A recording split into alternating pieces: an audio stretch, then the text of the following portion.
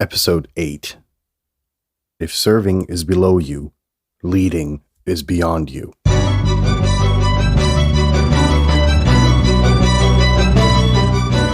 You're listening to the very best podcast in the world on health, wealth, and happiness. Please remember to leave a review and share with all your friends and family.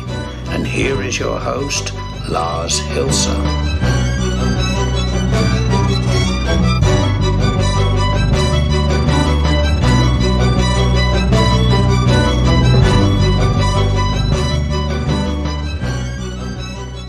Good afternoon, kitty cats.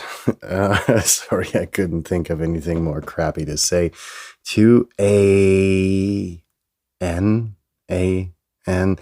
very complicated episode, in that it is insanely complicated to convey what the reason behind it is. And I think we have to start off by actually determining what servitude is or can be, and on the other hand, what leadership means. And I think that's going to be the art of combining the two and trying to figure out a way to communicate that leadership doesn't go without servitude. Now, servitude by itself always has had a quite negative connotation, because what do you think of when you think of servitude? You think of, probably some plantation owner that has a couple of slaves running around, and they're whipped and they're bashed and they're taken advantage of, and so on and so forth. But servitude can also define a very different thing that you're doing, right? For me, I spent north of 17 years being a member of a voluntary fire department, which is a thing in Germany. Now, a couple of friends and I joined when we were 17. That was the minimum age that you could join, mainly because beer was free and booze was cheap. And as a student, there's, you have your priorities, right? And you go where the drinks are cheap. So we joined up, and other than my friends, I started to really get the hang of it, in that I wanted to implement myself in the organization. I wanted to learn. I wanted to improve the organization, the organization being the fire department. And I just wanted to fucking help people. And that turned out to be more difficult than I anticipated, in that all my ideas that I tried to implement were met with resistance by a lot of the older people who were there, who are significantly older. And I really had a difficult time trying to get into their head why it was a good idea for a local small fire department in a village of, 800 people to have respirators and other very special equipment. Knowing, having been trained in all of the exercises that we did and all of the trainings that we got and received, that this could actually help to save lives. And along with joining the fire department and being in it came a couple of experiences I don't want to necessarily have. For instance, one of them was that, and I think one of the first emergencies I responded to was actually digging out a former classmate of mine out of his car because he'd been driving drunk and recklessly and drugged and smoked pot until, his brain was probably so smoky that he didn't even know that he died. And that was probably one of the most terrible experiences I had. Obviously his life couldn't be saved, but throughout the years that I was there, not only were the experiences very pleasant in that you were there to help people out, and you were able to salvage or save property from burning down. And there were shitty jobs that we did. Of course, they always are. But at the end of the day, you get the smile on the face of the people simply because you were able to save at least parts of their house if it was burning or otherwise damaged through storm. And the community service was great that we provided, and so on and so forth. Now, a few years into my membership into this fire department, I got elected battalion chief. I think I must have been way before 25, like 23 years old at that time. And with that came a really significant amount of responsibility, which I hadn't really been aware of. When we were sent to school to kind of get the training to be a battalion chief officially, one of the first phrases that we heard was, "Good morning, ladies and gentlemen. You are here with pretty much with one foot in the slammer, because if you fuck up or anyone in your team fucks up, you're going to prison, or at least the DA is going to have a very, very stern look at you." And that was, I always looked down at it. It was like, yeah, this 24-year-old kid, how is he going to manage that amount of responsibility? But I had taken responsibility in my other life, which was in the financial sector. And so I was managing quite a few million euros of other people's money in assets. Their assets, obviously. And so I was aware of the financial responsibility, probably, but not having responsibility for a human life. And that's totally different. And that being said, along with that came the leadership aspect. However, within this organization and with all of the trainings that I received and so on and so forth, I also grew in my responsibilities. And so I had the best of two worlds. Now, what is leadership? And there are tons of theories out there. And if you talk to 10 executive coaches, you're going to get 15 different opinions, at least. And I think leadership is something that you develop if you challenge yourself. You're not going to do so when you're 20. You're probably not going to do so when you're 30, simply because you lack experience. And I think a lot of the charisma of a leadership-proven personality results from the experience that this person has had in their life. This is true for me and true for a lot of other charismatic leaders that I met throughout my different lives or career path. Well, is it a career path or weird paths? I don't really know.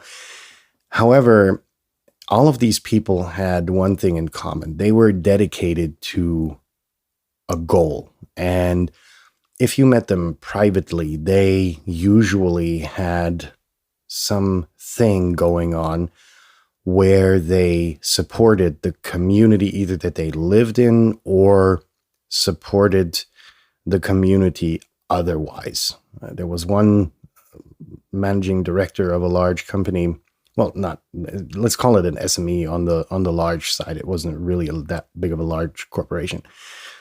Met the guy and he was totally into art. And so he would support local artists in giving part of the factory floor and meeting rooms and so on free for exhibitions. And all of his buddies and girlfriends and whatnot would regularly come to these art exhibitions and got in touch with local artists and bought pieces, got in touch, mingled, and so on and so forth. So That's another way of serving the community, if you will. And I can think of tons of examples which are good ways of giving back as a responsible person, as a successful person to the community.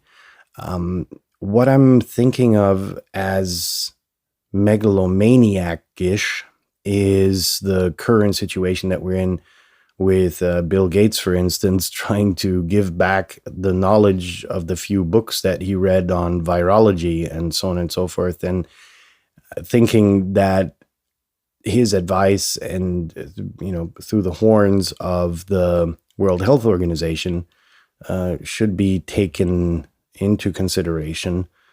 We've all seen kind of where that went. And I think another word of warning is really the difference between actual servitude, in that you give back to the community that made you what you are.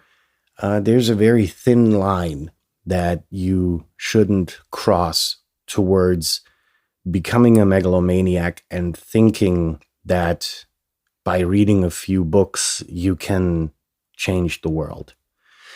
You can't, because you can only be passionate about so many topics at the same time.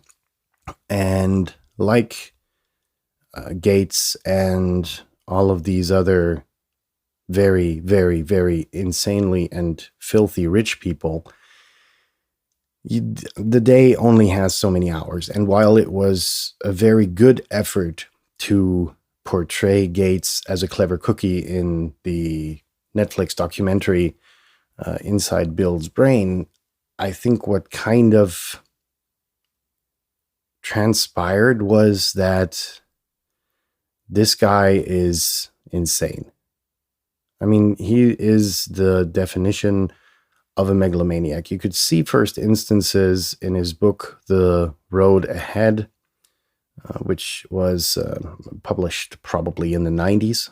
You could see first indications if you read the book carefully. And I did read it very carefully because together with a friend of mine in school, we wrote an essay and made a book presentation about it as a project. Basically to save our asses for bad grades that we had gotten otherwise, but that's a different story. That just goes to show that we were quite serious about getting a good grade for this exercise. Long story short, you're more likely than not going to get into the position to misuse the influence that you have while serving the community. However, there are chances, and you have to be careful that you don't really overdo it, which was my intention when I don't know, this must have been the early 2010s, somewhere around there. I wanted to become department chief of the fire department that I worked in because I wasn't satisfied with the job that our current department chief was doing.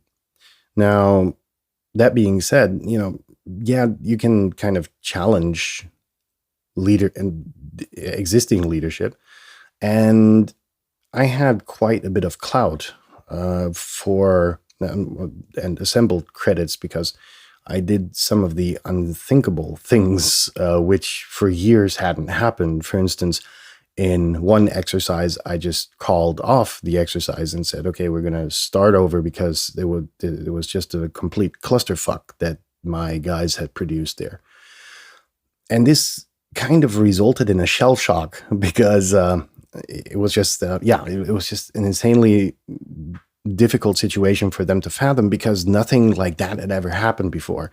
A battalion chief had never called off the exercise and had it repeated because it was so shitty. It was like, if at all, there was a discussion at the end of the day, but nobody ever dared to take the consequences. However, this goes back to the exploit that I mentioned earlier, in which our trainers told us that we're going to prison if our guys fuck up. So I made sure to implement myself in this organization in a way that it actually made sense. Now, going a gazillion steps back, sorry for getting out of control there a little bit.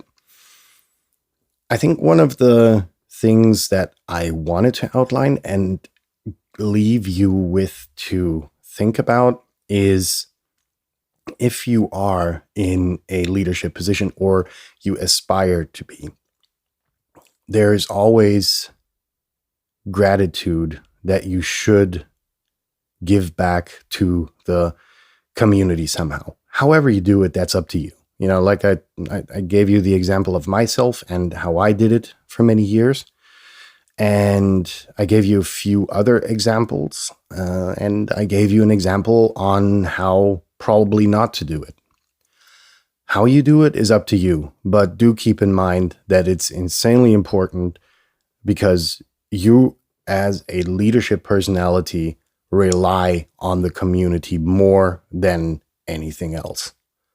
Those are my closing remarks. I wish you a pleasant afternoon, or the rest of it, or a good morning or a good night, wherever you are in the world, east or west or whatever. Stay tuned. Next episode coming up tomorrow. See you soon, guys.